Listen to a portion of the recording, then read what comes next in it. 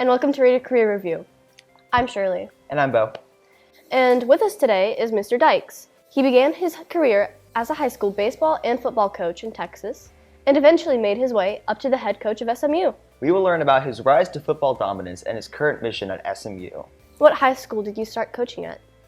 Well, my first job was actually at a very small high school out in West Texas called Monahans High School, which is a little bitty, I think, 3A town in West Texas, out in the middle of nowhere. So that was my first job. I coached there for one semester, taught sophomore English, coached baseball, and then I moved to the Metroplex and went to J.J. Pierce High School in Richardson for a year, and then I got into college football right after that. When would you say was the moment when you realized that football was your passion?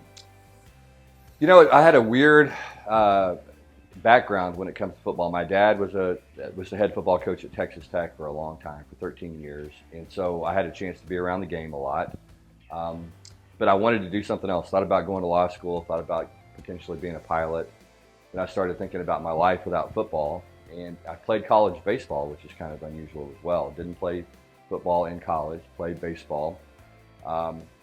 Started thinking about going in and having a regular job, a real job, as I always called it, and just the thought of not having football in my life worried me a little bit. So really, probably about my junior year in college, I decided I think I'd like to get into coaching and teaching, and so decided to do it at that point.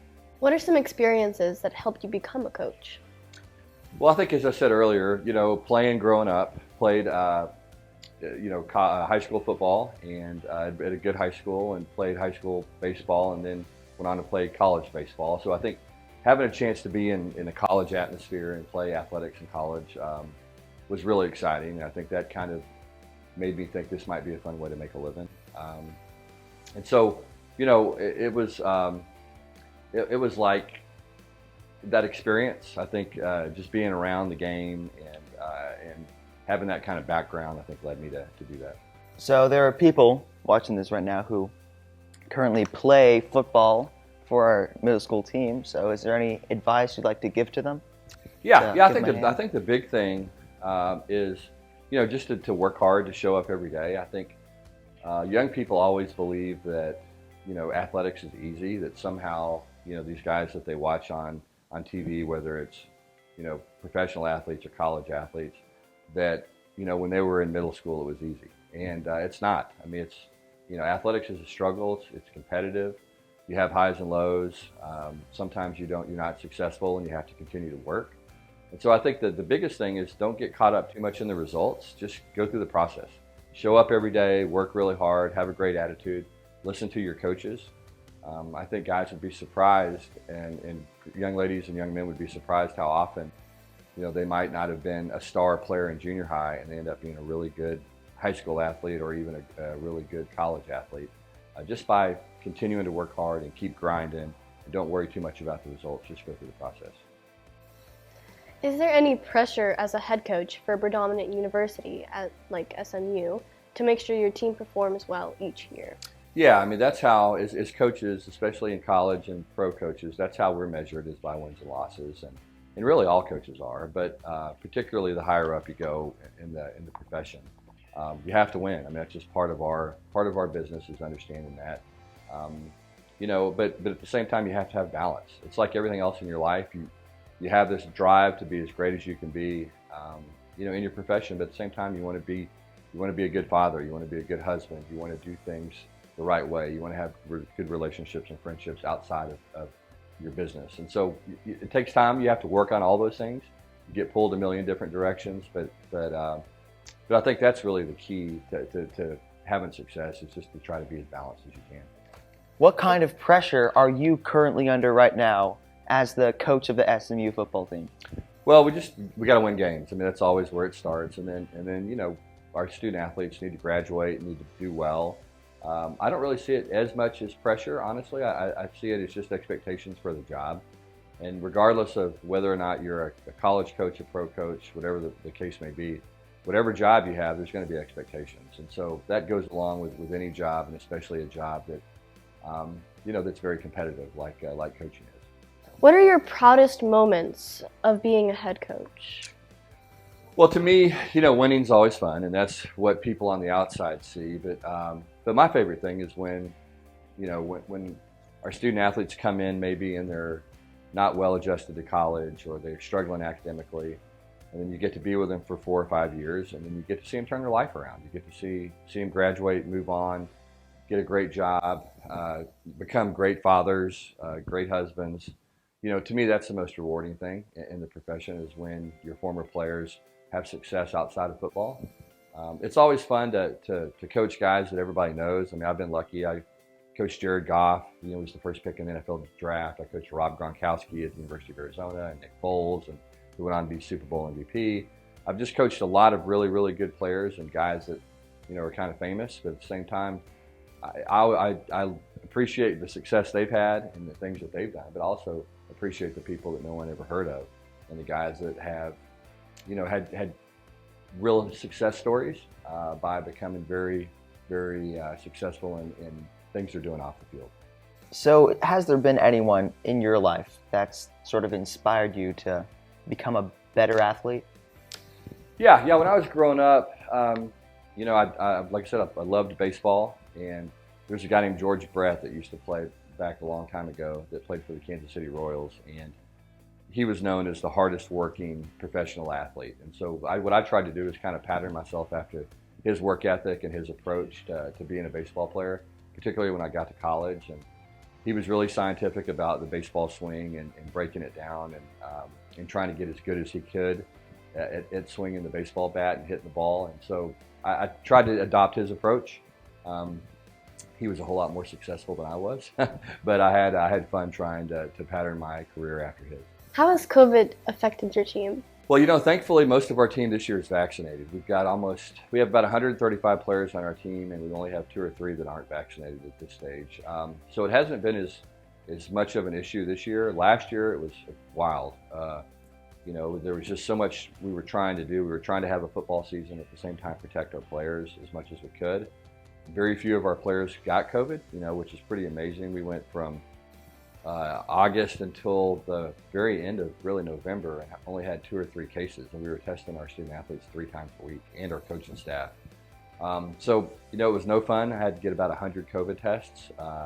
My nose was sore, still kind of sore about a year later, but our guys handled it well. We haven't had any players get seriously sick or anything like that, and so we've tried to be very responsible and understand that when we make decisions, it's not just about us, it's about the people that we interact with as well. And so our guys have done a great job of being safe and keeping their family safe as well. So out of your entire career in sports, what would you say has been your proudest moment, or some of your proudest moments? Well, we had a big win this past Saturday. We beat TCU, which was great. It's the second time in a row we've done that, and our guys were pretty excited about that. It was a good win for our program. When I was the head coach at Cal, we beat Texas twice, which was good wins for our program. We had, when I was there, we had 8 top 25 wins.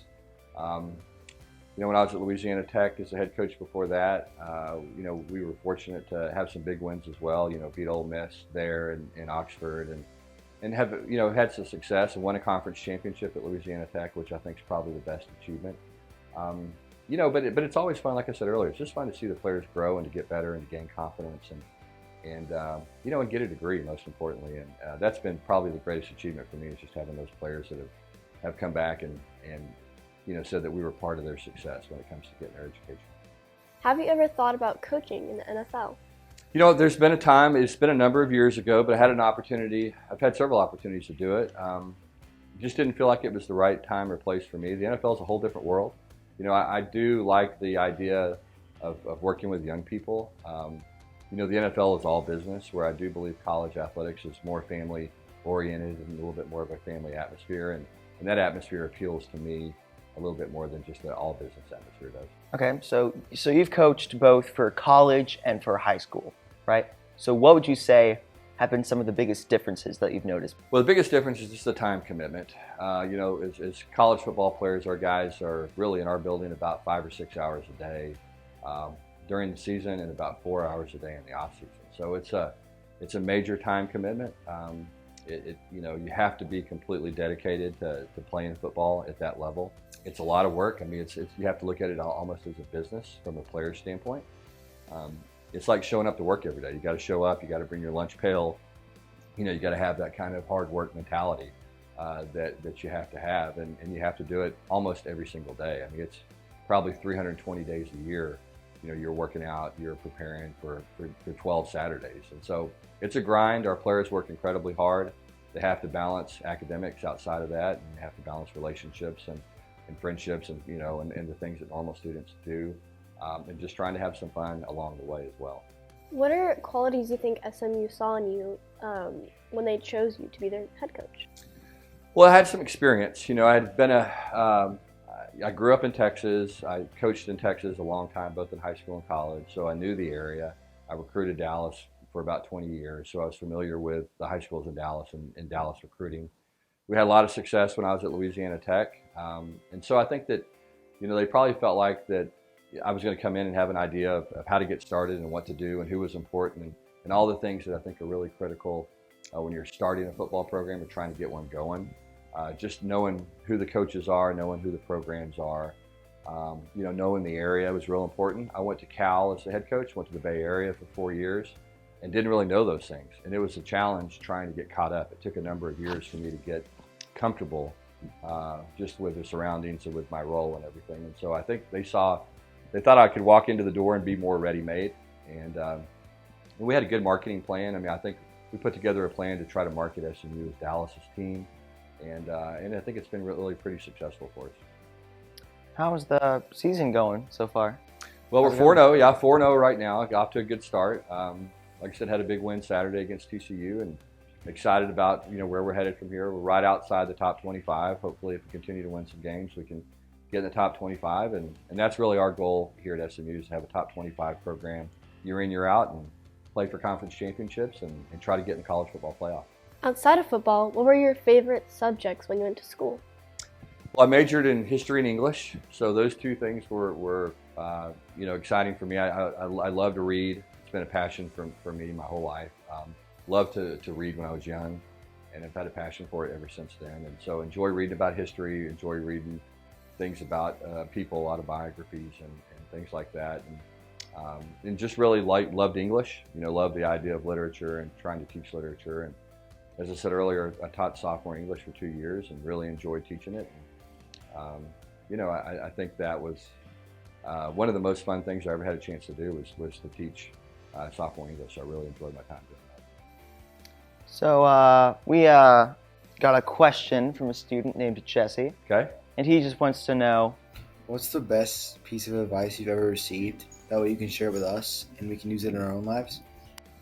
Well, I think all of us, and this is what I talk to my players about all the time. I mean, you're going to have things that happen to you in your life that you don't really have any control over. I think you have to figure out what makes you happy in your life and understand that you're responsible for your own happiness and figuring out what's important to you and for you and focusing on those things. You know what I mean? I think it's so important that people don't get caught up in what other people think about them. That's hard to do sometimes when you're young, especially with all the stuff that's going on with social media and all that. I think that the thing that young people have to understand is it doesn't really matter what other people think. It doesn't really matter what their view of you is. It's important that you have a real authentic self and that you figure out who you are, figure out what your passions are, and then pursue those no matter what, and no matter what somebody says. So I think that's the biggest thing. The people that I know that have done that have all been very successful and are very happy. Don't worry about things you can't control, because you're not gonna be able to fix them. Things out of your control are out of your control. So worry about the things you can control. Do the very best you can. Understand that you're going to have success and you're going to have failure, and when you have failure, just keep plugging. Keep trying, and I think that's the most important thing. And none of this is easy. Growing up's not easy. Life's not easy. Being an adult's not easy. It doesn't get easier when you get older, but you just got to be happy. Create your own happiness and do things that fulfill you and chase your passions. If you could say anything to the students watching, what would you say? Well, I would just say, work hard, have fun, do the best you can every day. Keep showing up. That's we talk to our players about it all the time. Just keep showing up, keep trying. If you do, good things are going to happen. And as I said earlier, I think, figure out what's important in your life and go and pursue those things, because that's ultimately what's going to make you happy. Well, thank you for letting us interview you on Reader Career Review. We have learned a lot about you, your career, and you as a person. Now back to the studio.